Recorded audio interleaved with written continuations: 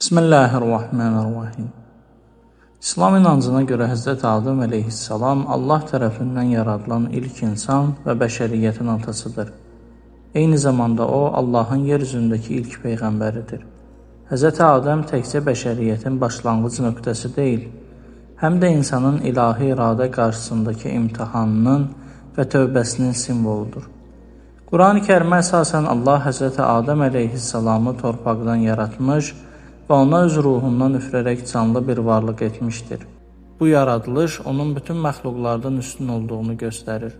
Allah mələklərə Həzrət Adəm əleyhissalama səcdə etməyə əmr etmiş, lakin iblis bu əmri qəbul etməyərək Allaha qarşı gəlmiş və beləliklə lənətlənmişdir. Həzrət Adəm əleyhissalam yaradıldıqdan sonra Allah ona bir yoldaş olaraq Həzrət Həvvanı yaratmışdır.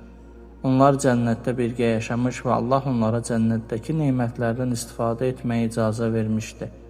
Yalnız bir ağaca yaxınlaşmamaları əmr olunmuşdu. Lakin iblis onları aldadaraq bu yasağı pozmalarına səbəb oldu. Allahın əmrini pozduqları üçün Həzrət Adəm və Həzrət Həvva əleyhissalam cənnətdən çıxarılaraq yer üzünə indirilmişdi. Bu hadisə İslam inancında insanın ilk günahı kimi deyil, ilahi sınaq və təlim prosesi kimi qəbul edilir.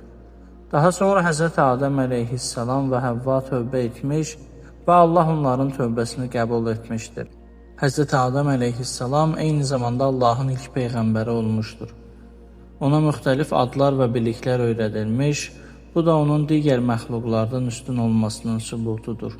O, övladlarına Allahın varlığını, birliyini və itaət qaydalarını təbliğ etmişdir.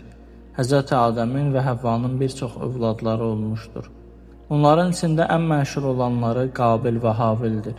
İkisi arasında baş verən münaqişə nəticəsində Habil qardaşı Qabil tərəfindən öldürülmüşdür. Bu hadisə insan tarixində ilk qətl kimi qeyd olunur və günahın sosial nəticələrini göstərir. İslam rəvayətlərinə görə Həzrət Adəm əleyhissalam uzun illər yaşamış və Allahın verdiyi vəzifələri yerinə yetirərək insan nəslinin başlanğıcını qoymuşdur.